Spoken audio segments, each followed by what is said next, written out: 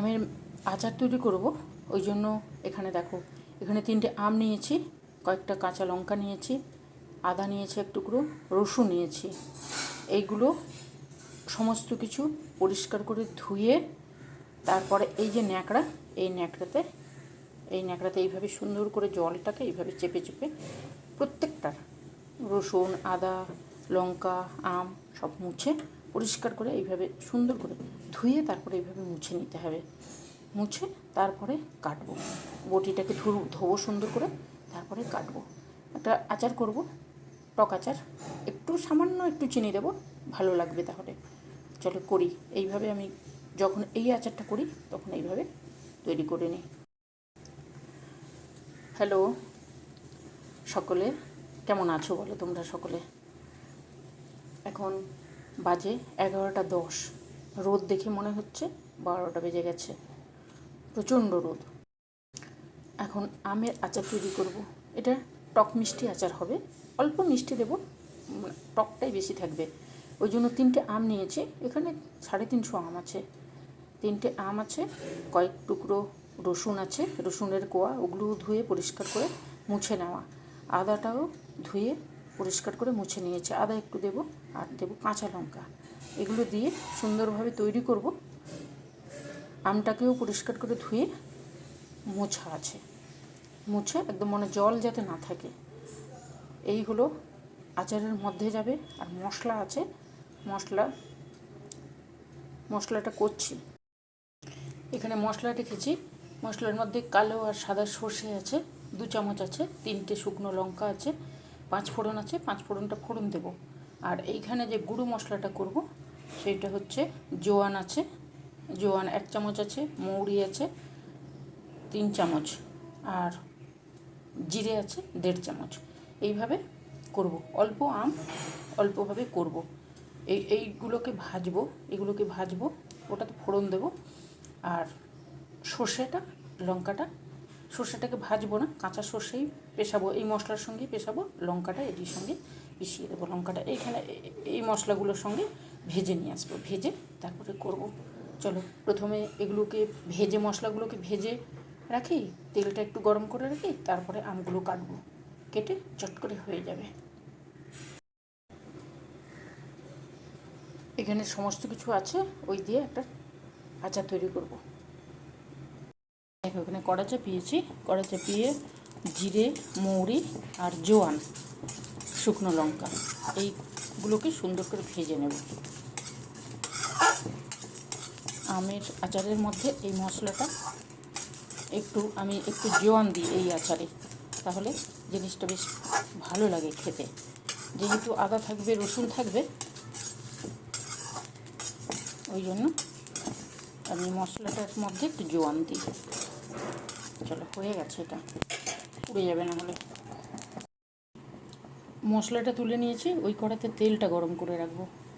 তেলটা গরম করে ঠান্ডা করতে হবে, তো তাই জন্য একটু গরম করে ঠান্ডা করে রেখে দেবো। আচ্ছা, রেডি হয়ে যাবে, ব্যাস এটুকু দিলেই হবে। এর কত তেল আছে, অল্প, কাচের বাটিতে হাফ বাটি হবে। এটা গরম করে সুন্দর করে ঠান্ডা করে রেখে নেব। দেখো তেলটা গরম হয়ে গেছে, একটু কালো জিরে দিয়ে এই তেলটাকে রেখে দেবো। দারুণ টেস্ট হয়, দারুণ টেস্ট। আমি দিই, যদি তোমাদের ইচ্ছা হয় তাহলে দিও। চলো এইবারে আমগুলোকে কেটে নেব, আমগুলোকে সুন্দর করে কেটে নেব। বটি কিন্তু আমার ধোয়া, ঠিক আছে, বটি ধোয়া আছে।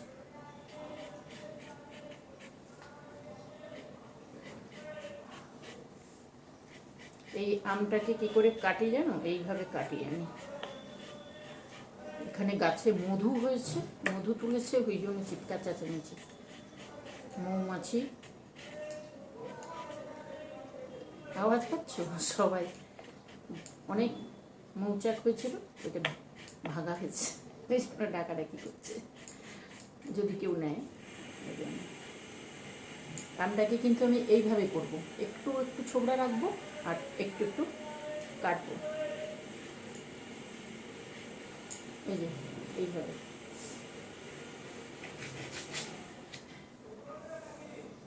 এই আচারটা খেতে দারুণ হয়, দারুণ খেতে হয়। আচার মানেই তো ভালো লাগে। তবে ডাকছে মধু নেওয়ার জন্য, যদি কেউ কেনে। এই যে আমগুলোকে এইভাবে কেটে নেব।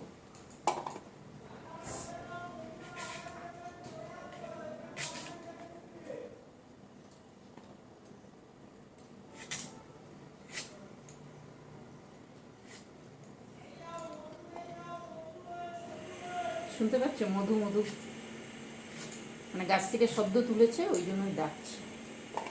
এই দেখো এইভাবে কেটে নেব সবগুলো। জানি না তোমরা দেখতে পাচ্ছ কি না।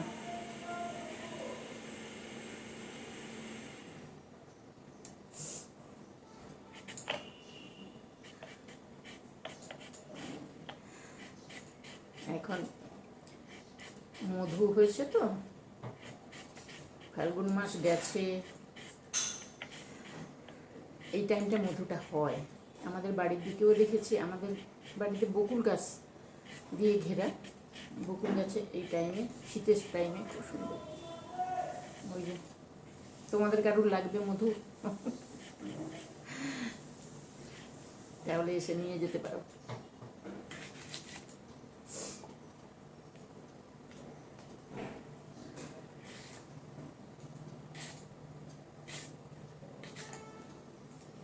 এইভাবে আমগুলোকে চৌকো চৌকো করে কেটে নেব।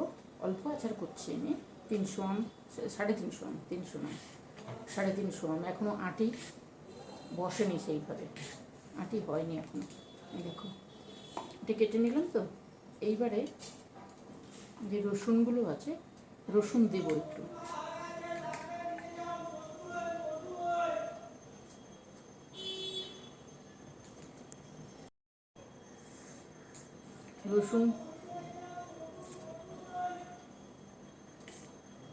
রসুন একটু দেব।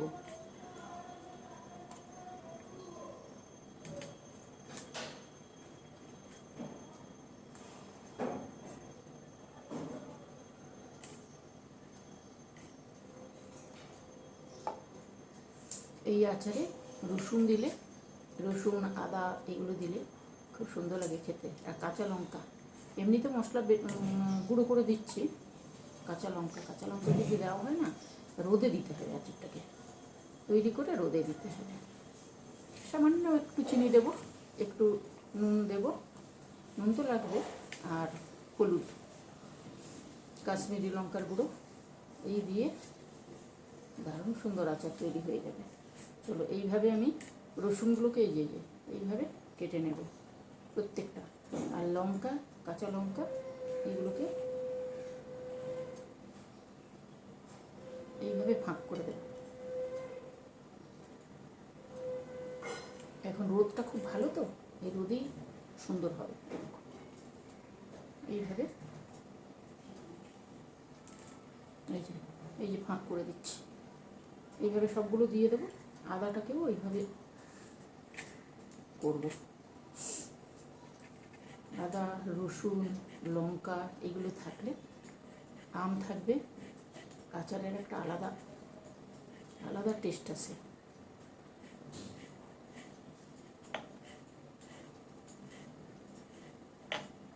এই আদাকে কিন্তু এইভাবে কেটে দিতে হবে। এগুলোকে ঘষে দিলে বা থেতলে দিলে ভালো হবে না। এই যে দেখো শুরু করে,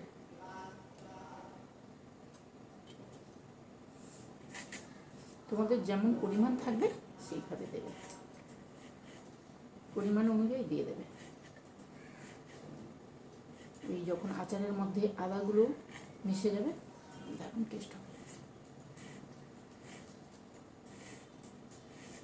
এখন 11:30 বাজে, গরম মানে প্রচণ্ড গরম। আর এই রোদে আচার ভালো হয়। এই দেখো এইভাবে কেটে দিয়ে দেবো। যখন আমের আচারের মধ্যে আচারের ইয়েটা ঢুকবে না, এই আদাগুলো মুড়ির সঙ্গে বা পরোটার সঙ্গে খেতে খুব ভালো লাগে। মুড়ির সঙ্গেও খাওয়া যাবে, আবার পরোটার সঙ্গেও এই আচারটা দারুণ লাগে খেতে।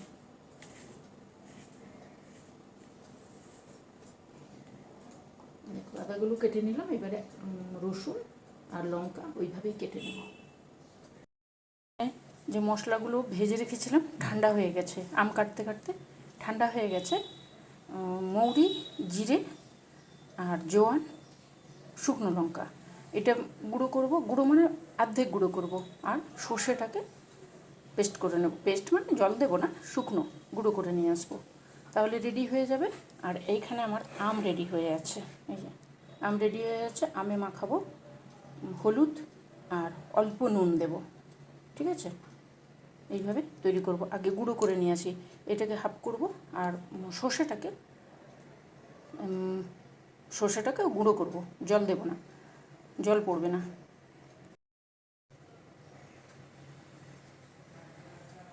এখানে সমস্ত কিছু গুঁড়ো করে নিয়েছি, মশলাগুলো গুঁড়ো করে নিয়েছি, সব রেডি করা আছে। এবার তৈরি করতে যাব। আমের মধ্যে আম কিন্তু আমি ধুয়ে মুছে তারপরে শুকনো করে কেটেছি, একটু জল নেই, কিন্তু একটু নুন দিচ্ছি, নুনটা দেব, হলুদ দেব,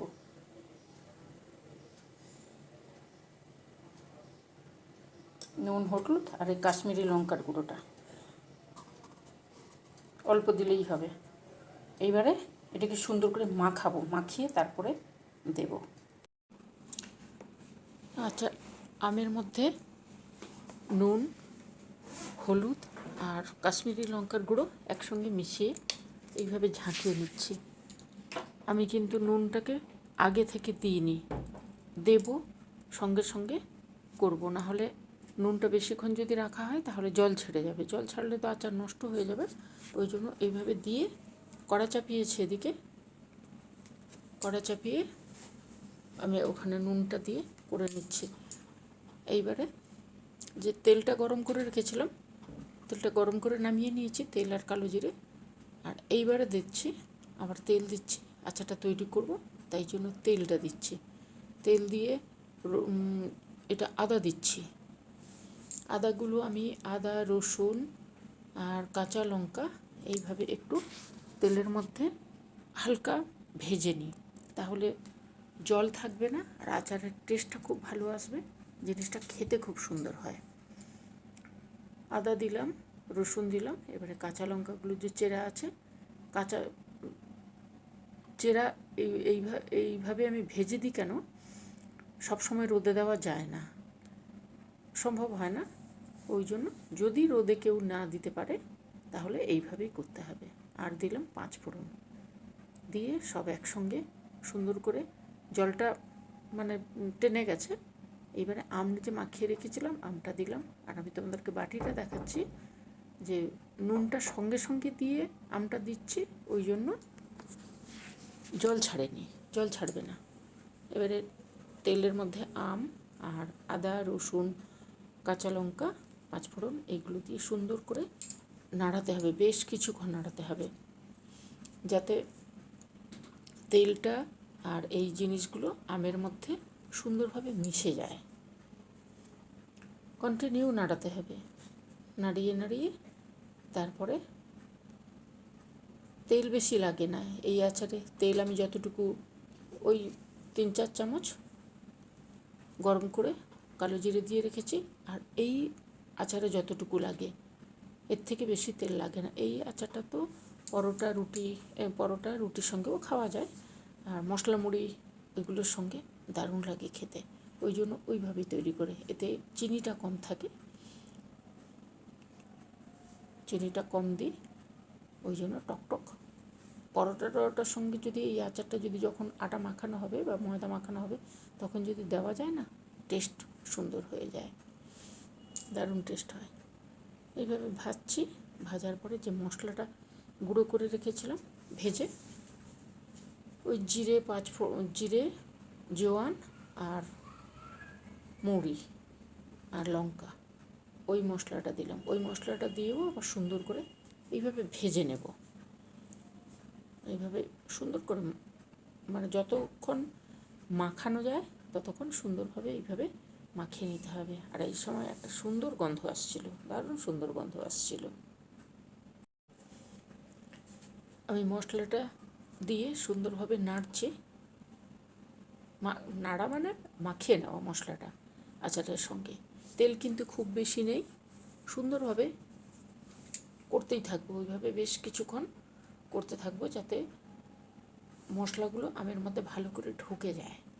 এইবারে দিচ্ছি এই যে তেলটা গরম করে রেখেছিলাম কালো জিরে দিয়ে, ওই কালো জিরে আর গরম তেল ওটা আগে করে রেখেছিলাম ওইটা দিচ্ছি। ওই যে তেল থাকবে ওই তেলের মধ্যে আবারও আম আর মশলাগুলোকে সুন্দর করে নাড়াতে থাকবো, তাহলে আমগুলোও বেশ নরম হয়ে আসবে আর মশলা তেল এগুলো তো আমের মধ্যে ঢুকবেই, টেস্টটা যাতে আসে ওই জন্য আমি এইভাবেই করি। এই আচারটা আমি এইভাবেই করি। করতে করতে দেখবে লঙ্কাগুলো সুন্দর সেদ্ধ হয়ে যাবে। জল তো থাকবেই না, জল মানে একটু তো নুন দিলে একটু তো কাঁচা জিনিস থেকে সামান্য একটু ইয়ে হয়, কিন্তু ওই জিনিসটাও থাকবে না, ওই জন্য প্রথমে ভেজে নিয়েছিলাম, তারপরে এই নুন দিলাম, আবারও একটু আম তো মাখিয়েছি অল্প নুন দিয়ে, তারপরে আবারও একটু নুন দিলাম। এখানে তোমরা বিট নুনও দিতে পারো, এখানে সাদা নুন না দিয়ে বিট নুন দিতে পারো, তাতেও হবে। ওইভাবে নুনটাকে সুন্দর করে মাখিয়ে নিচ্ছি। মাখিয়ে নিলে পুরো মানে আচারের মধ্যে নুনটাও ছড়িয়ে যাবে আর টেস্ট ভালো আসবে, নাহলে এক জায়গায় হয়ে যাবে নুনটা। ওই জন্য সুন্দরভাবে ওইভাবে দিয়ে করে নিলাম। চিনি সামান্য চিনি দিয়েছি, এখানে 350 আম আছে তো, চিনি আমি ওই 100 দিইনি, তার থেকেও কম দিয়েছি চিনিটা, টকটক হবে একটু আচারটা, ওই জন্য দিয়ে আবার সুন্দর করে মাখিয়ে নিচ্ছি। চিনিটাও গলে যাবে, আচারের মধ্যে ঢুকবে, তাহলে জিনিসটা খুবই ভালো হয়। এরপরে তোমরা যদি এইভাবে করার পরে যদি তোমাদের মনে হয় রোদে দেবে, রোদে দিতে পারো, আবার না দিলেও কোনো অসুবিধে হয় না। এইভাবে সবগুলো মাখিয়ে নিয়েছি, দেখো খুব সুন্দর করে মাখিয়ে নিয়েছি। তেলের মধ্যে আমটা ফুটছে, গ্যাস কিন্তু মিডিয়ামে আছে। এইবারে উপর থেকে দেবো এই যে সর্ষেটা ছড়াবো।